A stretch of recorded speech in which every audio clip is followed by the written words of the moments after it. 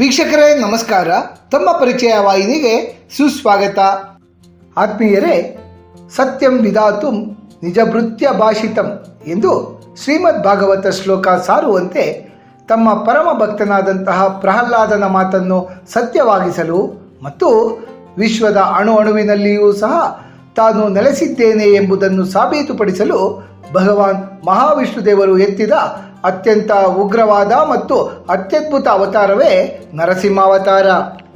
ಸ್ತಂಭದಿಂದ ಉದ್ಭವಿಸಿ ಅರ್ಧ ಮಾನವ ಮತ್ತು ಅರ್ಧ ಸಿಂಹದ ರೂಪದಲ್ಲಿ ಅವತರಿಸಿದಂತಹ ಈ ಸ್ವಾಮಿ ಕೇವಲ ಸಂಹಾರಕರಲ್ಲ, ಅವರು ಶರಣಾಗತ ಭಕ್ತರ ಪಾಲಿನ ಅಭಯದಾತರು. ದುಷ್ಟ ಹಿರಣ್ಯಕಶಿಪುವಿನ ಅಂತ್ಯದ ಮೂಲಕ ಧರ್ಮದ ಪುನರುತ್ಥಾನ ಮಾಡಿದಂತಹ ನರಸಿಂಹ ದೇವರು ಭಾರತೀಯ ಆಧ್ಯಾತ್ಮಿಕ ಪರಂಪರೆಯಲ್ಲಿ ಶಕ್ತಿಯ ಪರಾಕಾಷ್ಠೆಯಾಗಿ ಆರಾಧಿಸಲ್ಪಡುತ್ತಲಿದ್ದಾರೆ. ಹಿಮಾಲಯದ ತಪ್ಪಲಿನಿಂದ ಕನ್ಯಾಕುಮಾರಿಯವರೆಗೂ ಅನೇಕ ನರಸಿಂಹ ಕ್ಷೇತ್ರಗಳು ಭಕ್ತಿ ಮತ್ತು ಮುಕ್ತಿಯ ನೆಲೆವೀಡುಗಳಾಗಿ ನೆಲೆ ನಿಂತಿವೆ.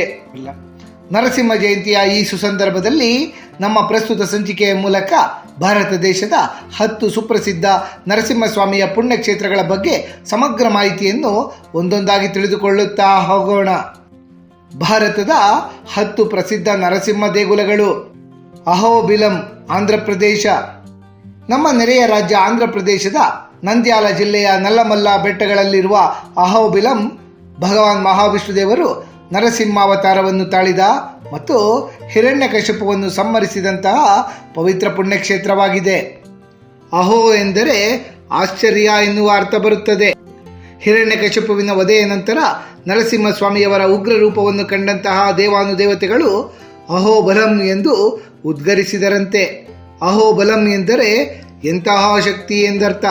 ಹಾಗಾಗಿಯೇ ಈ ಕ್ಷೇತ್ರಕ್ಕೆ ಈ ಅಹೋಬಿಲಂ ಎಂಬ ಹೆಸರು ಬಂದಿದೆ.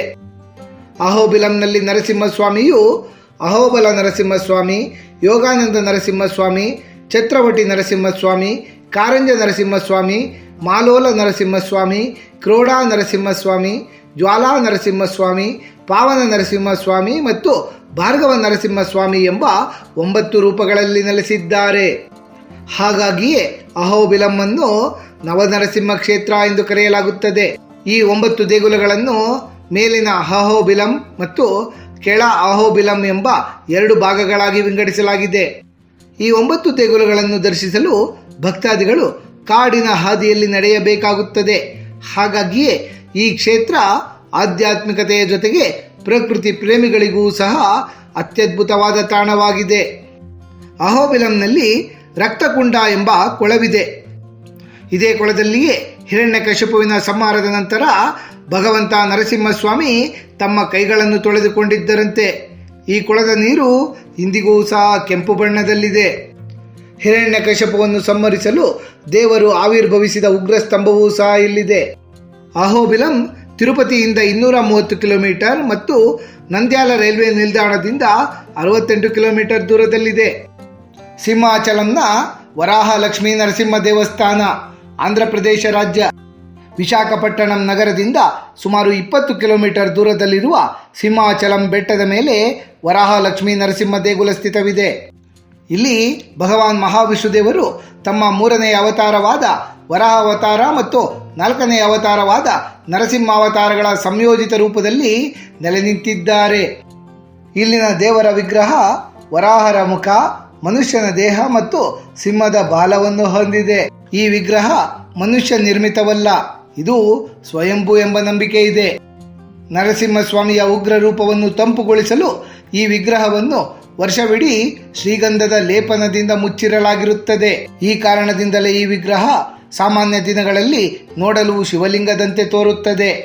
ಪ್ರತಿ ವರ್ಷ ಸುಮಾರು 480 kg ಚಂದನವನ್ನು ಈ ವಿಗ್ರಹಕ್ಕೆ ಲೇಪಿಸಲಾಗುತ್ತದೆ. ವರ್ಷಕ್ಕೆ 1 ಬಾರಿ ಮಾತ್ರ, ಅಂದರೆ ಅಕ್ಷಯ ತೃತೀಯದಂದು ಶ್ರೀಗಂಧದ ಲೇಪನವನ್ನು ತೆಗೆದು ದೇವರ ನಿಜರೂಪ ದರ್ಶನಕ್ಕೆ ಅನುವು ಮಾಡಿಕೊಡಲಾಗಿರುತ್ತದೆ. ಮೇಲುಕೋಟೆ ಯೋಗ ನರಸಿಂಹ ದೇವಾಲಯ, ಮಂಡ್ಯ ಜಿಲ್ಲೆ. ನಮ್ಮ ಕರ್ನಾಟಕದ ಮಂಡ್ಯ ಜಿಲ್ಲೆಯ ಪಾಂಡವಪುರ ತಾಲೂಕಿನಲ್ಲಿರುವಂತಹ ಮೇಲುಕೋಟೆಯಲ್ಲಿರುವ ಯಾದವಗಿರಿ ಎಂಬ ಬೆಟ್ಟದ ತುದಿಯಲ್ಲಿ ನೆಲೆಸಿರುವಂತಹ ಯೋಗಾನಂದ ನರಸಿಂಹಸ್ವಾಮಿಯ ದೇಗುಲ ನಮ್ಮ ಕರ್ನಾಟಕದ ಸುಪ್ರಸಿದ್ಧ ನರಸಿಂಹ ಕ್ಷೇತ್ರಗಳಲ್ಲಿ ಒಂದೆನಿಸಿಕೊಳ್ಳುತ್ತದೆ. ಇಲ್ಲಿರುವ ದೇವರ ವಿಗ್ರಹವನ್ನು ಭಕ್ತ ಪ್ರಹ್ಲಾದರೇ ಪ್ರತಿಷ್ಠಾಪನೆ ಮಾಡಿದ್ದಾರೆ ಎಂಬ ಉಲ್ಲೇಖವಿದೆ.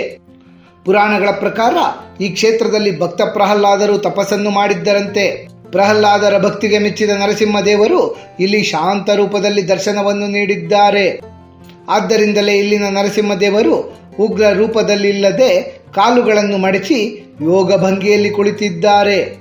ಆ ಕಾರಣದಿಂದಲೇ ಈ ದೇವರನ್ನು ಯೋಗಾನಂದ ನರಸಿಂಹಸ್ವಾಮಿ ಎಂದು ಕರೆದು ಪೂಜಿಸಲಾಗುತ್ತದೆ.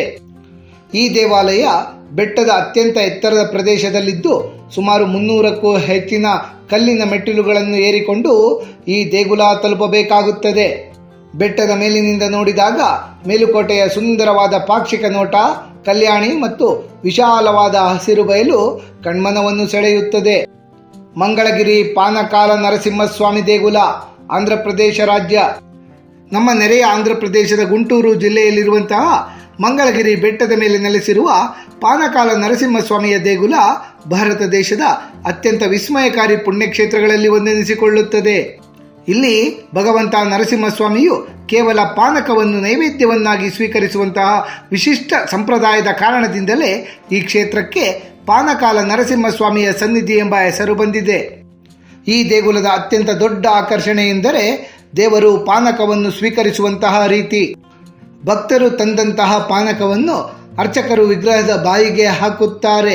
ಪಾನಕವನ್ನು ವಿಗ್ರಹದ ಬಾಯಿಗೆ ಹಾಕುವಾಗ ನೀರು ಕುಡಿದಾಗ ಬರುವಂತಹ ಗುಟುಕು ಶಬ್ದ ಸ್ಪಷ್ಟವಾಗಿ ಕೇಳಿಬರುತ್ತದೆ. ಭಕ್ತರು ಎಷ್ಟು ಪ್ರಮಾಣದ ಪಾನಕವನ್ನು ಅರ್ಪಣೆ ಮಾಡಿದರೂ ಸ್ವಾಮಿ ಅದರಲ್ಲಿ ನಿಖರವಾಗಿ ಅರ್ಧ ಭಾಗವನ್ನು ಮಾತ್ರ ಸ್ವೀಕರಿಸುತ್ತಾರೆ. ಉಳಿದ ಅರ್ಧ ಭಾಗ ಪ್ರಸಾದವಾಗಿ ಬಾಯಿಯಿಂದ ಹೊರಬರುತ್ತದೆ. ಸಾಮಾನ್ಯವಾಗಿ ಬೆಲ್ಲ ಅಥವಾ ಸಿಹಿ ಪದಾರ್ಥಗಳಿರುವಂತಹ ಜಾಗದಲ್ಲಿ ಇರುವೆಗಳು ಮತ್ತು ನೊಣಗಳು ಮುತ್ತಿಕೊಳ್ಳುವುದನ್ನು ನಾವು ನೋಡಿರುವುದು ಸಹಜವಾಗಿರುತ್ತದೆ. ಆದರೆ ಮಂಗಳಗಿರಿ ದೇವಾಲಯದ ಆವರಣದಲ್ಲಿ ಸಾವಿರಾರು ಲೀಟರ್ ಪಾನಕ ಬಳಕೆಯಾಗುತ್ತಿದ್ದರೂ ಸಹ ಒಂದು ನೊಣ ಅಥವಾ ಇರುವೆ ಕೂಡ ಕಾಣಿಸುವುದಿಲ್ಲ. ಇಲ್ಲಿನ ದೇವರಿಗೆ ಸಂಪೂರ್ಣವಾದ ವಿಗ್ರಹವಿಲ್ಲ, ಬದಲಾಗಿ ಬಾಯಿ ತೆರೆದಿರುವಂತಹ ಮುಖದ ಆಕೃತಿ ಮಾತ್ರ ಇದೆ. ಬೆಟ್ಟದ ಕೆಳಭಾಗದಲ್ಲಿ ಲಕ್ಷ್ಮೀ ನರಸಿಂಹಸ್ವಾಮಿಯ ದೇಗುಲವಿದ್ದು ಅಲ್ಲಿ ದೇವರ ಪೂರ್ಣ ವಿಗ್ರಹವನ್ನು ಕಾಣಬಹುದಾಗಿದೆ. ಬೆಟ್ಟದ ಮೇಲಿರುವಂತಹ ಪಾನಕಾಲ ನರಸಿಂಹಸ್ವಾಮಿಯ ದರ್ಶನವು ಮಧ್ಯಾಹ್ನದವರೆಗೆ ಮಾತ್ರ ಲಭ್ಯವಿರುತ್ತದೆ.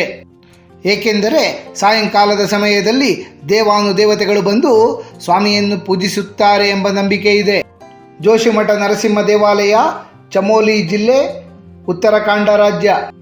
ಹಿಮಾಲಯದ ಮಡಿಲಿನಲ್ಲಿರುವಂತಹ ಉತ್ತರಾಖಂಡ ರಾಜ್ಯದ ಚಮೋಲಿ ಜಿಲ್ಲೆಯಲ್ಲಿರುವಂತಹ ಜೋಶಿಮಠ ಅಥವಾ ಜ್ಯೋತಿರ್ಮಠವು ಶ್ರೀ ಆದಿಗುರು ಶಂಕರಾಚಾರ್ಯರು ಸ್ಥಾಪನೆ ಮಾಡಿದ 4 ಮಠಗಳಲ್ಲಿ ಮೊದಲನೆಯದು. ಜೋಶಿಮಠದಲ್ಲಿರುವಂತಹ ಭಗವಾನ್ ನರಸಿಂಹಸ್ವಾಮಿಯ ದೇಗುಲ ಅತ್ಯಂತ ಪ್ರಸಿದ್ಧವಾದದ್ದು. ಬದರಿನಾಥ ದೇಗುಲ ಚಳಿಗಾಲದಲ್ಲಿ ಮುಚ್ಚಿರುವಾಗ ಬದರಿನಾಥನ ಉತ್ಸವ ಮೂರ್ತಿಯನ್ನು ಇಲ್ಲಿಗೆ ತಂದು ಪೂಜಿಸಲಾಗುತ್ತದೆ. ಅಂದರೆ 6 ತಿಂಗಳುಗಳ ಕಾಲ ಜೋಶಿಮಠದ ಈ ನರಸಿಂಹ ದೇವಸ್ಥಾನವೇ ಬದರಿನಾಥರ ಮುಖ್ಯ ಪೂಜಾ ಕೇಂದ್ರವಾಗಿ ಕಾರ್ಯನಿರ್ವಹಿಸುತ್ತದೆ. ಇಲ್ಲಿರುವಂತಹ ನರಸಿಂಹಸ್ವಾಮಿಯ ವಿಗ್ರಹ ಸಾಲಿಗ್ರಾಮ ಶಿಲೆಯಿಂದ ನಿರ್ಮಾಣಗೊಂಡಿದೆ. ಇದನ್ನು 8ನೇ ಶತಮಾನದಲ್ಲಿ ಆದಿಗುರು ಶಂಕರಾಚಾರ್ಯರೇ ಸ್ಥಾಪನೆ ಮಾಡಿದ್ದಾರೆ ಎಂಬ ನಂಬಿಕೆ ಇದೆ. ವಿಶಿಷ್ಟವಾದ ಸಂಗತಿ ಎಂದರೆ ಇಲ್ಲಿನ ವಿಗ್ರಹದ ಎಡಗೈ ಮಣಿಕಟ್ಟು ವರ್ಷದಿಂದ ವರ್ಷಕ್ಕೆ ಅತ್ಯಂತ ಸಣ್ಣಗಾಗುತ್ತಲಿದೆ. ನಂಬಿಕೆಗಳ ಪ್ರಕಾರ ಯಾವ ದಿನ ಈ ಮಣಿಕಟ್ಟು ಸಂಪೂರ್ಣವಾಗಿ ತುಂಡಾಗಿ ಬೀಳುತ್ತದೆಯೋ ಆ ದಿನ ಬದರಿನಾಥಕ್ಕೆ ತೆರಳುವಂತಹ ದಾರಿ ಸಂಪೂರ್ಣವಾಗಿ ಮುಚ್ಚಲ್ಪಡುತ್ತದೆ ಹಾಗೂ ಭವಿಷ್ಯ ಬದರಿ ಎಂಬ ಹೊಸ ಕ್ಷೇತ್ರದಲ್ಲಿ ಬದರಿನಾರಾಯಣ ದೇವರು ನೆಲೆ ನಿಲ್ಲುತ್ತಾರೆ ಎಂಬ ಉಲ್ಲೇಖವಿದೆ. ಘಟಿಕಾಚಲ ನರಸಿಂಹ ದೇವಸ್ಥಾನ, ಶೋಲಿಂಗೂರ್, ತಮಿಳುನಾಡು. ಘಟಿಕಾಚಲವು ತಮಿಳುನಾಡಿನ ರಾಣಿಪೇಟೆ ಜಿಲ್ಲೆಯಲ್ಲಿರುವ ಶೋಲಿಂಗೂರ್ ಎಂಬಲ್ಲಿರುವಂತಹ ಒಂದು ಪ್ರಸಿದ್ಧವಾದ ಧಾರ್ಮಿಕ ಕ್ಷೇತ್ರವಾಗಿದೆ. ಈ ಕ್ಷೇತ್ರ 2 ಬೆಟ್ಟಗಳನ್ನು ಒಳಗೊಂಡಿದೆ. ದೊಡ್ಡ ಬೆಟ್ಟದ ಮೇಲೆ ಯೋಗ ನರಸಿಂಹಸ್ವಾಮಿಯ ದೇವಸ್ಥಾನವಿದೆ. ಸುಮಾರು 1300ಕ್ಕೂ ಹೆಚ್ಚು ಮೆಟ್ಟಿಲುಗಳನ್ನು ಏರಿ ತೆರಳಿದರೆ ಶಾಂತ ಸ್ವರೂಪದ ಯೋಗ ಭಂಗಿಯಲ್ಲಿರುವ ನರಸಿಂಹಸ್ವಾಮಿಯ ದರ್ಶನವಾಗುತ್ತದೆ. ಸ್ವಾಮಿಯ ಎದುರಿನಲ್ಲಿಯೇ ಅಮೃತವಲ್ಲಿ ತಾಯಿಯವರ ಸನ್ನಿಧಿ ಇದೆ. ಇನ್ನೊಂದು ಚಿಕ್ಕ ಬೆಟ್ಟದಲ್ಲಿ ಯೋಗ ಆಂಜನೇಯ ಸ್ವಾಮಿಯ ದೇವಾಲಯವಿದೆ. ಇಲ್ಲಿನ ಆಂಜನೇಯ ಸ್ವಾಮಿಯು ಚತುರ್ಭುಜಗಳನ್ನು ಹೊಂದಿದ್ದು 2 ಕೈಗಳಲ್ಲಿ ಶ್ರೀಮನ್ನಾರಾಯಣರ ಆಯುಧಗಳಾದ ಶಂಖ ಮತ್ತು ಚಕ್ರಗಳನ್ನು ಹಿಡಿದಿರುವುದು ಇಲ್ಲಿನ ವಿಶೇಷತೆ. ಅಷ್ಟೇ ಅಲ್ಲದೆ ಇಲ್ಲಿ ಆಂಜನೇಯ ಸ್ವಾಮಿ ಯೋಗ ಮುದ್ರೆಯಲ್ಲಿ ಪದ್ಮಾಸನವನ್ನು ಹಾಕಿ ಕುಳಿತಿದ್ದಾರೆ. ಆದ್ದರಿಂದಲೇ ಇವರನ್ನು ಯೋಗಾಂಜನೇಯ ಎಂದು ಕರೆದು ಪೂಜಿಸಲಾಗುತ್ತದೆ. ಆಂಜನೇಯ ಸ್ವಾಮಿಯ ಕಣ್ಣುಗಳು ಎದುರಿಗಿನ ದೊಡ್ಡ ಬೆಟ್ಟದ ಮೇಲಿರುವ ಯೋಗ ನರಸಿಂಹ ಸ್ವಾಮಿಯ ಪಾದಗಳತ್ತ ದೃಷ್ಟಿ ನೆಟ್ಟಿವೆ ಎಂದು ನಂಬಲಾಗುತ್ತದೆ. ಘಟಿಕಾಚಲ ಎಂಬ ಹೆಸರು ಘಟಿಕಾ ಎಂಬ ಪದದಿಂದ ಬಂದಿದೆ.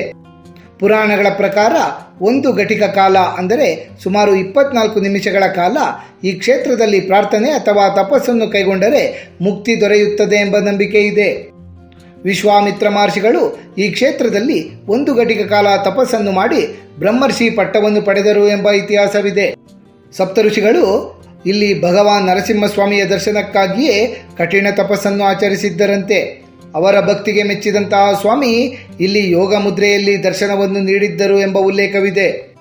ಘಟಿಕಾಚಲ ಕ್ಷೇತ್ರವು ಮಾನಸಿಕ ಶಾಂತಿಗೆ ಬಹಳ ಹೆಸರುವಾಸಿ.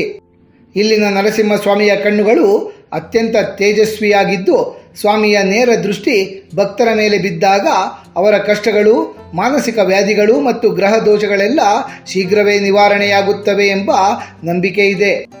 ನಾಮಕ್ಕಲ್ ನರಸಿಂಹಸ್ವಾಮಿ ದೇವಾಲಯ ತಮಿಳುನಾಡು ರಾಜ್ಯ.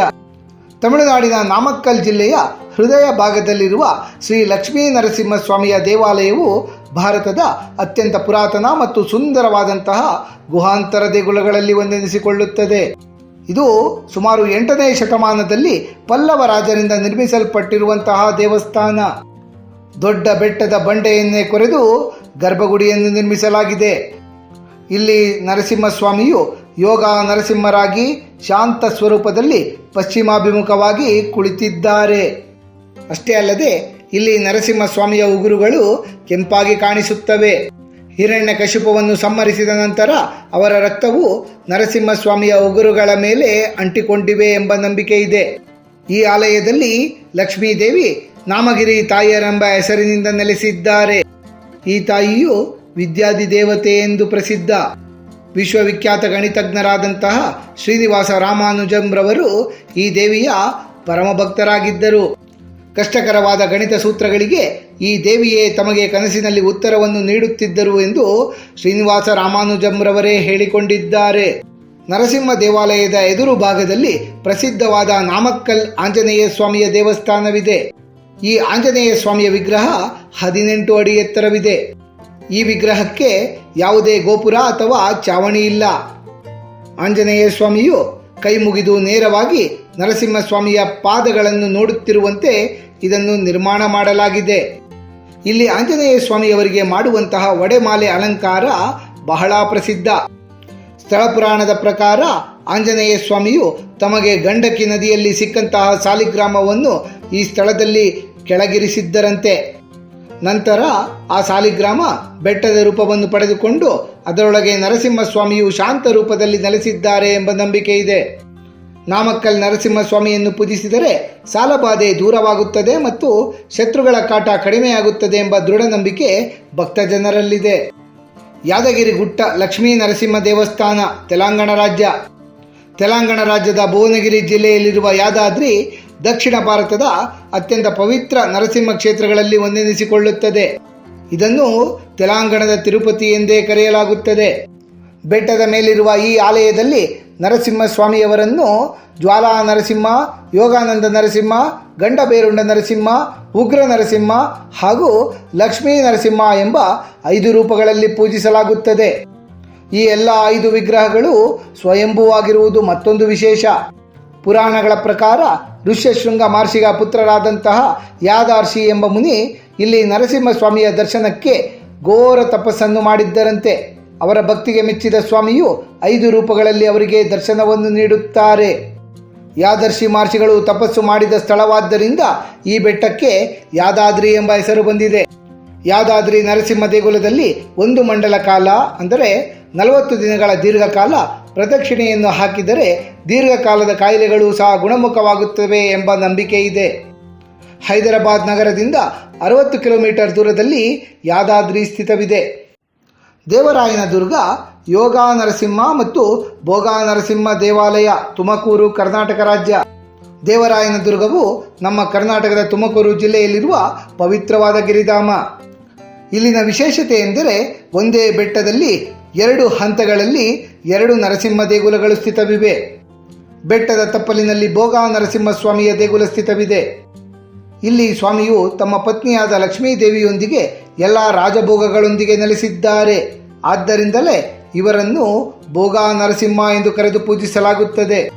ಬೆಟ್ಟದ ಮೇಲೆ ಯೋಗ ನರಸಿಂಹ ದೇಗುಲ ಸ್ಥಿತವಿದೆ. ಇಲ್ಲಿಗೆ ತೆರಳಲು ಸುಮಾರು 100 ಮೆಟ್ಟಿಲುಗಳನ್ನು ಏರಬೇಕಾಗುತ್ತದೆ. ಇಲ್ಲಿ ಸ್ವಾಮಿಯು ಯೋಗ ಮುದ್ರೆಯಲ್ಲಿ ನೆಲೆಸಿದ್ದಾರೆ. ಪುರಾಣಗಳ ಪ್ರಕಾರ ಸೃಷ್ಟಿಕರ್ತರಾದ ಬ್ರಹ್ಮದೇವರು ಇಲ್ಲಿ ನರಸಿಂಹಸ್ವಾಮಿಯ ದರ್ಶನಕ್ಕಾಗಿ ಸಾವಿರಾರು ವರ್ಷಗಳ ದೀರ್ಘಕಾಲ ತಪಸ್ಸನ್ನು ಆಚರಿಸಿದ್ದರಂತೆ. ಬ್ರಹ್ಮದೇವರ ತಪಸ್ಸಿಗೆ ಮೆಚ್ಚಿದ ನರಸಿಂಹಸ್ವಾಮಿ ಇಲ್ಲಿ ಪ್ರತ್ಯಕ್ಷರಾಗಿ ಅವರಿಗೆ ದರ್ಶನವನ್ನು ನೀಡಿದ್ದರಂತೆ. ನಂತರವೇ ಬ್ರಹ್ಮದೇವರು ಇಲ್ಲಿ ಯೋಗ ನರಸಿಂಹಸ್ವಾಮಿಯ ವಿಗ್ರಹವನ್ನು ಪ್ರತಿಷ್ಠಾಪಿಸಿದ್ದರಂತೆ. ಮಹಾಕೋಪಿಷ್ಠರೆಂದು ಹೆಸರುವಾಸಿಯಾದ ದುರ್ವಾಸ ಮುನಿಗಳೂ ಸಹ ಈ ದೇವರಾಯನ ದುರ್ಗ ಬೆಟ್ಟದ ಮೇಲಿರುವ ಗುಹೆಯಲ್ಲಿ ಕುಳಿತುಕೊಂಡು ನರಸಿಂಹಸ್ವಾಮಿಯನ್ನು ಕುರಿತು ದೀರ್ಘಕಾಲ ತಪಸ್ಸನ್ನು ಆಚರಿಸಿದ್ದರಂತೆ. ಇಂದಿಗೂ ಸಹ ಈ ಬೆಟ್ಟದ ಮೇಲೆ ದುರ್ವಾಸ ಮುನಿಗಳು ತಪಸ್ಸನ್ನು ಮಾಡುತ್ತಿದ್ದರೆನ್ನಲಾದ ಪವಿತ್ರ ಸ್ಥಳವನ್ನು ಗುರುತಿಸಲಾಗುತ್ತದೆ. ನೀರಾ ನರಸಿಂಹಪುರದ ಲಕ್ಷ್ಮೀ ನರಸಿಂಹ ದೇವಸ್ಥಾನ, ಮಹಾರಾಷ್ಟ್ರ ರಾಜ್ಯ. ಮಹಾರಾಷ್ಟ್ರದ ಪುಣೆ ಜಿಲ್ಲೆಯಲ್ಲಿರುವ ಇಂದಾಪುರ ತಾಲೂಕಿನಲ್ಲಿರುವ ನೀರಾ ನರಸಿಂಹಪುರ ಅತ್ಯಂತ ಪ್ರಾಚೀನ ಹಾಗೂ ಜಾಗೃತ ನರಸಿಂಹ ಕ್ಷೇತ್ರಗಳಲ್ಲಿ ಒಂದು. ಈ ದೇಗುಲದ ಪ್ರಮುಖ ವಿಶೇಷತೆ ಎಂದರೆ ಇದು ನೀರಾ ಮತ್ತು ಭೀಮಾ ನದಿಗಳ ಪವಿತ್ರ ಸಂಗಮ ಸ್ಥಳದಲ್ಲಿದೆ. ಭಕ್ತರು ಸ್ವಾಮಿಯ ದರ್ಶನಕ್ಕೂ ಮೊದಲು ಈ ಸಂಗಮದಲ್ಲಿ ಸ್ನಾನ ಮಾಡುವುದು ಅತ್ಯಂತ ಪುಣ್ಯದಾಯಕ ಎಂದು ನಂಬುತ್ತಾರೆ. ಸ್ಥಳ ಪುರಾಣದ ಪ್ರಕಾರ ಹಿರಣ್ಯಕಶಿಪವನ್ನು ಸಂಹರಿಸಿದ ನಂತರವೂ ನರಸಿಂಹಸ್ವಾಮಿ ಅತ್ಯಂತ ಉಗ್ರ ರೂಪದಲ್ಲಿರುತ್ತಾರೆ. ಸ್ವಾಮಿಯವರ ಕೋಪವನ್ನು ಶಾಂತಗೊಳಿಸಲೆಂದು ದೇವಾನುದೇವತೆಗಳು ಪ್ರಾರ್ಥಿಸಿದಾಗ ಸ್ವಾಮಿಯು ಈ ಪುಣ್ಯಕ್ಷೇತ್ರದಲ್ಲಿರುವ ಭೀಮಾ ಹಾಗೂ ನೀರಾ ನದಿಗಳ ಸಂಗಮಕ್ಕೆ ಆಗಮಿಸಿ ಸ್ನಾನವನ್ನು ಮಾಡುತ್ತಾರೆ.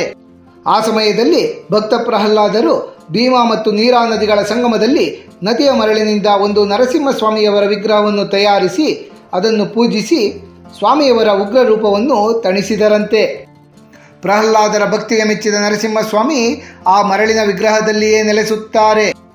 ಮರಳಿನಿಂದ ಮಾಡಲ್ಪಟ್ಟಿದ್ದರೂ ಸಹ ನೀರಾ ನರಸಿಂಹಸ್ವಾಮಿಯ ವಿಗ್ರಹ ವಜ್ರದಂತೆ ಗಟ್ಟಿಯಾಗಿದೆ. ನೀರಾ ನರಸಿಂಹಪುರದ ಲಕ್ಷ್ಮೀ ನರಸಿಂಹಸ್ವಾಮಿ ಮಹಾರಾಷ್ಟ್ರ ಹಾಗೂ ಕರ್ನಾಟಕದ ಅನೇಕ ಕುಟುಂಬಗಳ ಕುಲದೇವರಾಗಿದ್ದಾರೆ.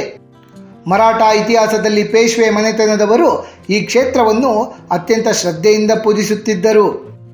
ಈ ಆಲಯದ ಸುತ್ತಮುತ್ತಲಿನ ಕೋಟೆಯಂತಹ ಗೋಡೆಗಳು ಅವರ ಆಳ್ವಿಕೆಯ ಕಾಲದಲ್ಲಿಯೇ ನಿರ್ಮಾಣಗೊಂಡಿವೆ. ಆತ್ಮೀಯರೇ, ನರಸಿಂಹ ಜಯಂತಿಯ ಈ ಸುಸಂದರ್ಭದಲ್ಲಿ ನಮ್ಮ ಭಾರತ ದೇಶದಲ್ಲಿರುವಂತಹ ಸುಪ್ರಸಿದ್ಧ 10 ನರಸಿಂಹ ಕ್ಷೇತ್ರಗಳ ಕುರಿತಾಗಿ ಸಮಗ್ರ ಮಾಹಿತಿಯನ್ನು ತಿಳಿದುಕೊಂಡ ನಮಗೆಲ್ಲರಿಗೂ ಆ ಭಗವಂತನ ಕೃಪಾ ಕಟಾಕ್ಷ ಸದಾಕಾಲ ಇರಲೆಂದು ಕೋರಿಕೊಳ್ಳುತ್ತಾ ಈ ದಿನದ ಸಂಚಿಕೆಯನ್ನು ಮುಗಿಸುತ್ತಲಿದ್ದೇವೆ. ವೀಕ್ಷಕರೇ, ನಿಮಗೆ ಈ ವಿಡಿಯೋ ಇಷ್ಟವಾಗಿದ್ದಲ್ಲಿ ಲೈಕ್ ಮಾಡಿ, ಶೇರ್ ಮಾಡಿ ಮತ್ತು ಸಬ್ಸ್ಕ್ರೈಬ್ ಮಾಡಿ ಹಾಗೂ ಬೆಲ್ ಬಟನ್ ಒತ್ತುವುದನ್ನು ಮರೆಯಬೇಡಿ.